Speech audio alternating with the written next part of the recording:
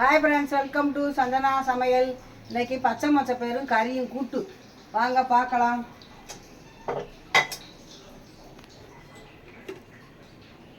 அவங்க mummy style.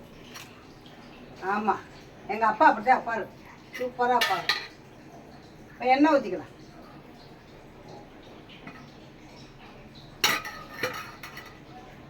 நல்லா கறியை சுருள வதக்கிக்கிடுவோம். ஆட்டுக்கறி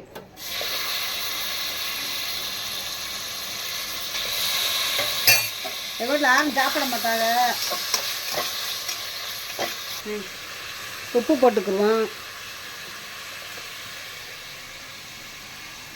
இஞ்சி வெள்ளை பேஸ்ட் போட்டுக்கலாம்.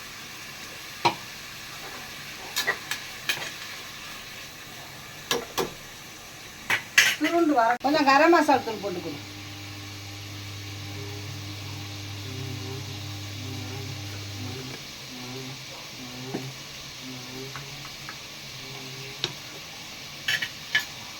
நல்லா வதக்கிக்கணும்.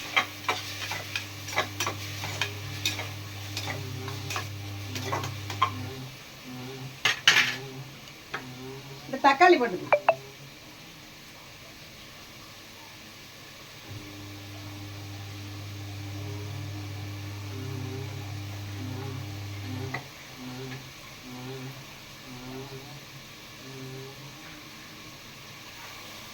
ரெண்டு தக்காளி போட்டால் போதும்.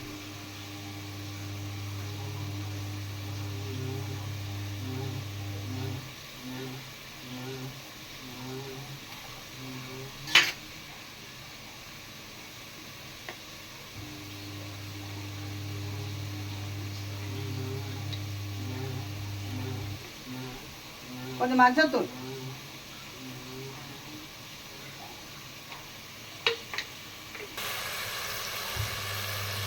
கறியில் இருக்க தண்ணியெல்லாம் அது ஆகும்.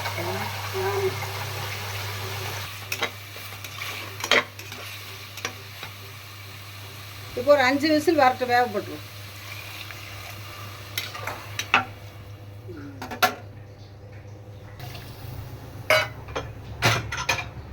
இப்போ மூடி வச்சிடலாம்.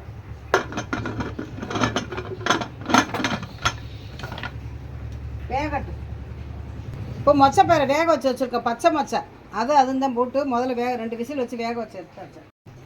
அதுக்கு வேண்டிய மசாலா அரைச்சிக்கலாம்.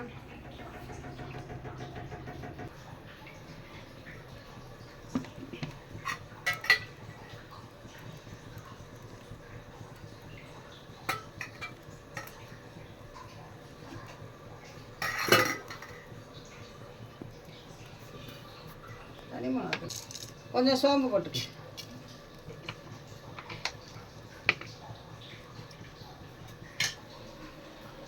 கொஞ்சம் முந்திரி பருப்பு, கொஞ்சம் சின்ன வெங்காயம் நல்லா மொறு வறுத்துக்கலாம்.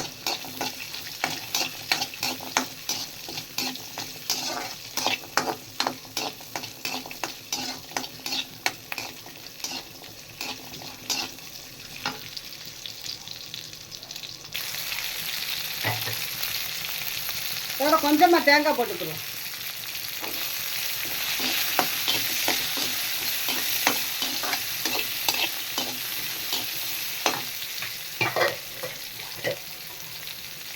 போக ஆராய்ச்சி அரைச்சிக்கலாம். கறி வேகட்டும்.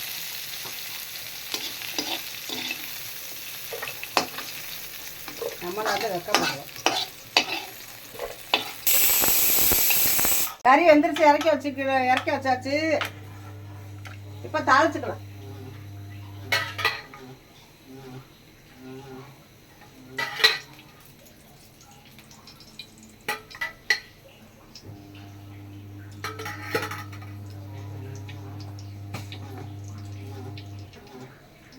கடுகு பருப்பு போட்டுக்கலாம்.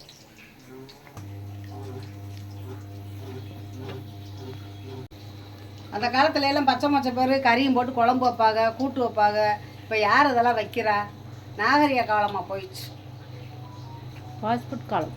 ஆமாம், பாஸ்போர்ட்டு திங்கிறாங்க. பாஸ்போர்ட்டு கழுது பருப்பு போட்டுக்கலாம்.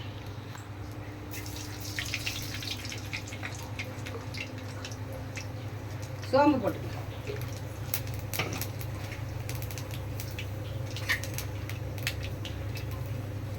பிரியாணியில் ஒரு பட்டை போட்டுக்கலாம்.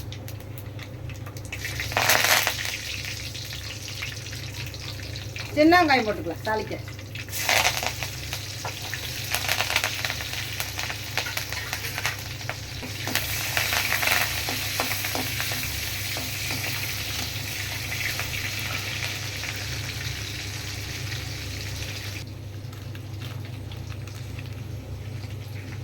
கொஞ்சம் சிக்கன் மசாலா, தனி மிளகாத்தூள், கொஞ்சம் வீட்டு மசாலா,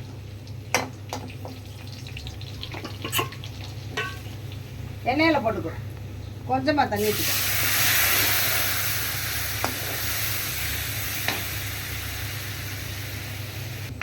கொஞ்சம் வீட்டு மசாலா.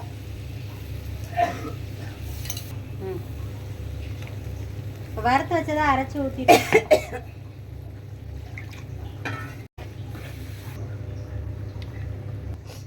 இப்போ கறி வெந்துருச்சு, தூக்கி ஊற்றிடலாம். பாருங்க, நல்லா வெந்துருச்சு.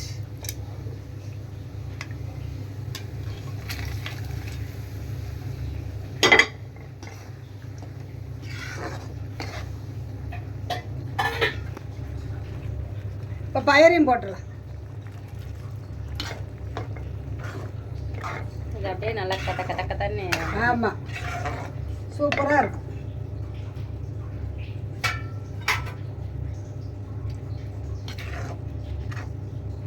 உப்பு போட்டுக்கலாம்.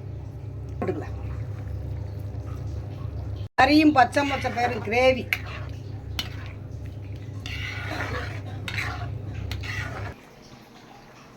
ரசம் வச்சிடலாம். ரசமும் மட்டன் கூட்டு, மிளகு, சீரகம், பச்சை மச்சை பயிர் கறியும் போட்டு கூட்டு கிரேவி.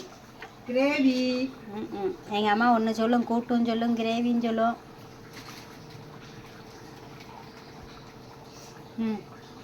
மஞ்சள் பொடி போட்டுக்கணும்.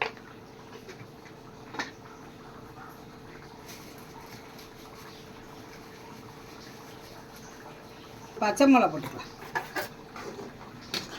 பெருங்காயம் போட்டுக்கலாம். வெள்ளை போட்டு எண்ணெய் பிரிஞ்சு வந்து கிரேவி பாருங்க அப்படியே நல்லா இருக்குது. கதன்னு இருக்கு.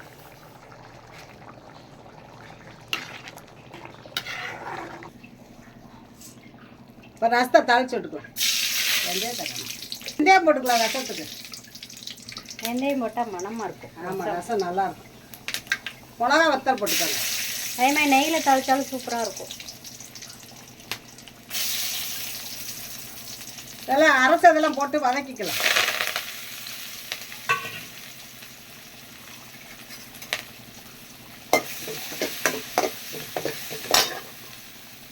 கறி வேக வச்ச தண்ணியை கொஞ்சோண்டு ஊற்றுக்க, ரசத்துக்கு சூப்பராக இருக்கும். உப்பு, நெய் ஊற்றிக்கணும். ரசம் நல்லா வாசமாக டேஸ்ட்டாக இருக்கும். மணக்கும் ரசம் தாளிக்கும் போதே. நல்லா வதக்கிங்க. ரசம் 3 நாள் ஆனாலும் கெடாது. ஆமாம், இந்த மாதிரி நீங்கள் ரசம் வச்சு கறி கூட்டு வச்சு ரசம் வச்சு சாப்பிட்டு பாருங்கள், சூப்பராக இருக்கும். பச்சை மொச்சை பயிரும் கறியும் கூட்டு, ரசம், கிரேவி, கூட்டு எல்லாம் ஒன்று தான். என்ன ஓயாமல் சொல்கிறேன்னு பார்த்தாருங்க. நாங்கள் மதுரைக்காரங்க. ரசம் வச்சாச்சு.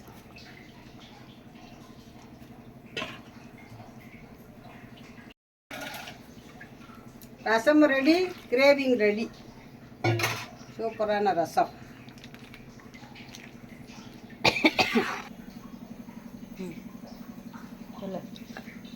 இந்த மாதிரி ரசமும் கறி தண்ணி இருத்து ரசம் வைங்க. பச்சை மச்சை பயிரும் கறியும் கூட்டு இது மாதிரி வச்சு பாருங்கள். சூப்பரான சாப்பாடு.